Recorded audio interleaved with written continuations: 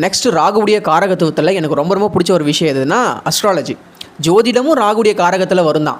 ஏன்னா ஜோதிடம் அப்படிங்கிறது மறைபொருள் சாஸ்திரம். ஷேடோ பிளானட் அப்படின்னு ராகு நம்ம சொல்கிறோம். மறைந்திருக்கக்கூடிய விஷயங்கள் எல்லாத்தையுமே தோண்டி எடுத்து மக்களுக்கு சொல்கிற ஒரு விஷயம்.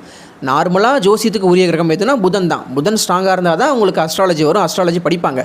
அவங்க எல்லாம் ஜோசியராக இருப்பாங்க. ராகு ஸ்ட்ராங்காக இருந்துச்சுன்னா அவங்க ஜோதிட நல்லனாக இருப்பாங்க.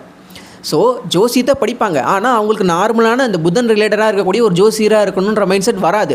ஜோதிடன் அல்லனா, அதாவது ஜோசியத்தில் இருக்கக்கூடிய சில முரண்பாடான விஷயங்கள், ஜோசியத்தில் இருக்கக்கூடிய உண்மைகள் பொய்கள் மக்களுக்கு சொல்லணும்னு சொல்லிட்டு, ஜோசியத்தில் ஒரு புரட்சி ஏற்படுத்தணும்னு சொல்லிட்டு அந்த மைண்ட் செட்டோடு இருக்கக்கூடிய பர்சனை எல்லாம் உருவாக்கக்கூடிய கிரகமாக ராகு வருவார். இப்போ நீங்கள் கேட்கலாம், ஜோதிட நலன் அப்போ உங்கள் ஜாதகத்தில் ராகு ரொம்ப ஸ்ட்ராங்காக இருக்காரா, இல்லை உங்களுக்கு ராகு திசை நடக்குதா, அதனால தான் நீங்கள் இப்போ இன்ஸ்டாகிராம் யூடியூப்குள்ளே வந்தீங்களா அப்படின்னு சொல்லிட்டு நீங்கள் கேட்கலாம். இதுக்கான பதில் நான் இப்போ சொல்ல விரும்பலை.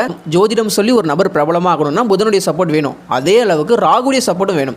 ஏன்னா ராகுடைய சப்போர்ட் இருந்தால் தான் அவர் வந்து தி கிரேட் அஸ்ட்ராலஜர், ரொம்ப ஃபேமஸான அஸ்ட்ராலஜராக வர முடியும். ராகுடைய சப்போர்ட் இல்லைனா நம்ம உள்ளூர்லேயே ஜாதகம் பார்த்துக்கிட்டு அந்த ஊருக்கு மட்டும் அறியப்பட்ட ஒரு நபராக இருப்போம். இது ஜோதிடத்துக்கு மட்டும் இல்லை, இந்த மாதிரி ஒவ்வொரு துறைக்கும் ராகுடைய சப்போர்ட் தேவைப்படுது பிரபலமாக்குறதுக்கும். ஜோதிடம் அதில் அடங்கும்.